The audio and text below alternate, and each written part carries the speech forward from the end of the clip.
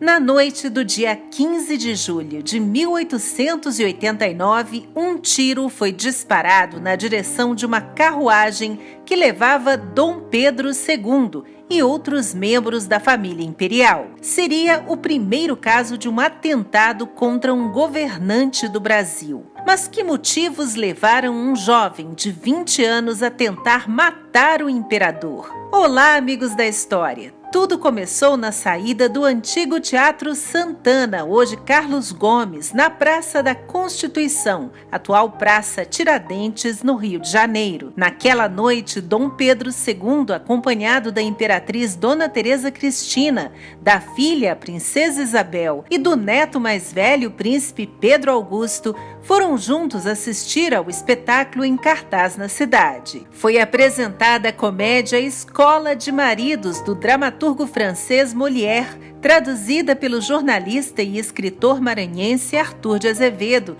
que em um dos intervalos foi chamado ao camarote do imperador e parabenizado pelo trabalho do qual Dom Pedro pediria, inclusive, uma cópia. A violinista Giulietta Dionesi, de apenas 11 anos, se apresentou nos intervalos da peça.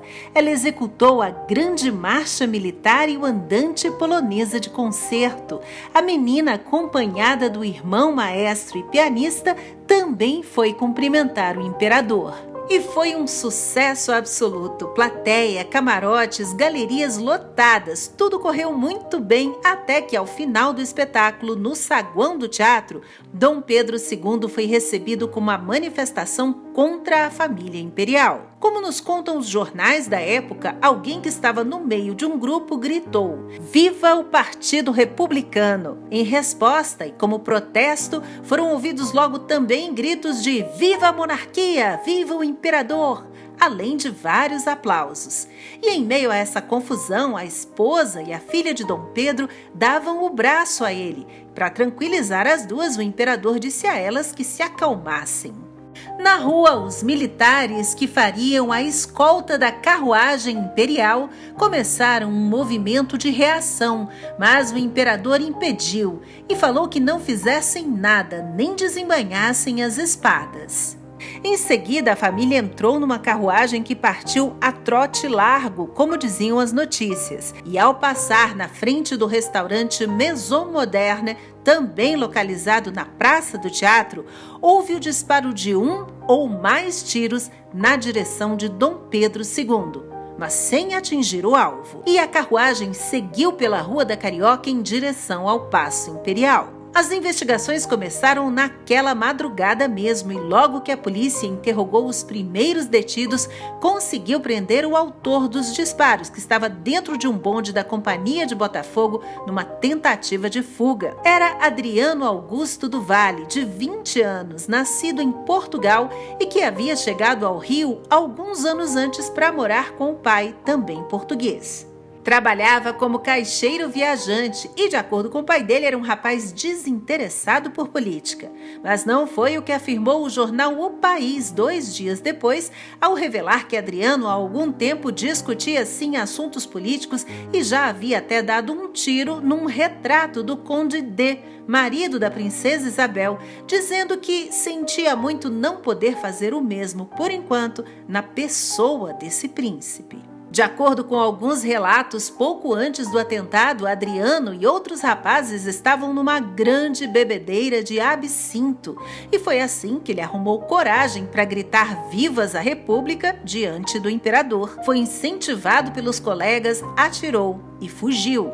Ainda tentou se esconder em diversos hotéis, mas todos estavam cheios.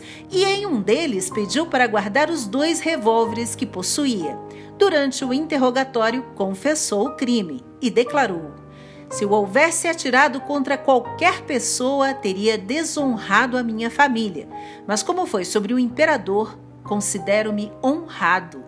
Só que as informações também eram um pouco desencontradas. O jornal Gazeta de Notícias dizia, por exemplo, que Adriano alegou estar com a cabeça tonta de bebida, de absinto, e que ele se encontrava naquele momento no xadrez com 2 agentes acompanhando ali para evitar que ele tirasse a própria vida, pois já até teria tentado isso depois de preso. É claro que tudo isso repercutiu muito e virou o assunto das rodas de conversa no país e até levantou uma reação de revolta contra os portugueses por causa da nacionalidade do rapaz autor do atentado e causou uma polêmica em torno da imigração estrangeira que estava em crescimento durante a década de 1880. Foi aí, por exemplo, que associações portuguesas lançaram uma nota de repúdio ao crime cometido contra o imperador, dizendo que este ato manou de um louco e os loucos não têm pátria. Até mesmo representantes dos republicanos condenaram a atitude de Adriano atribuída à embriaguez e publicaram o seguinte: o Partido Republicano não tem a menor responsabilidade pelo desacato cometido contra Sua Majestade.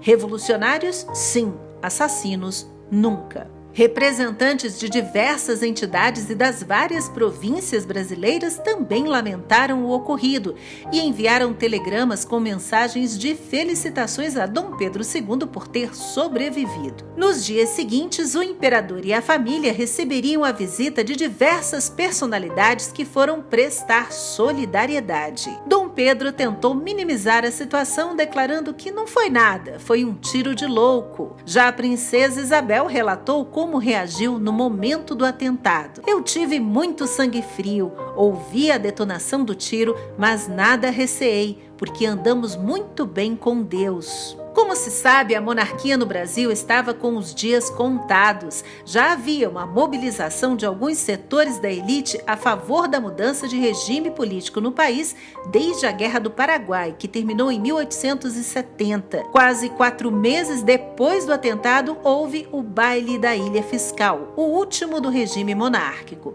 E uma semana mais tarde, seria proclamada a República, levando a família imperial para o exílio na Europa. Mas uma semana depois disso, Adriano do Valle foi julgado pelo atentado, absolvido e posto em liberdade.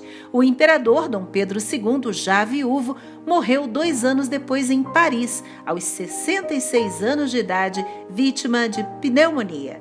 E é isso, pessoal. Obrigada por assistir e se você gosta do conteúdo do canal, deixe um joinha para a gente saber e considere se inscrever também para acompanhar a publicação de outros vídeos. E até a próxima com uma história a mais.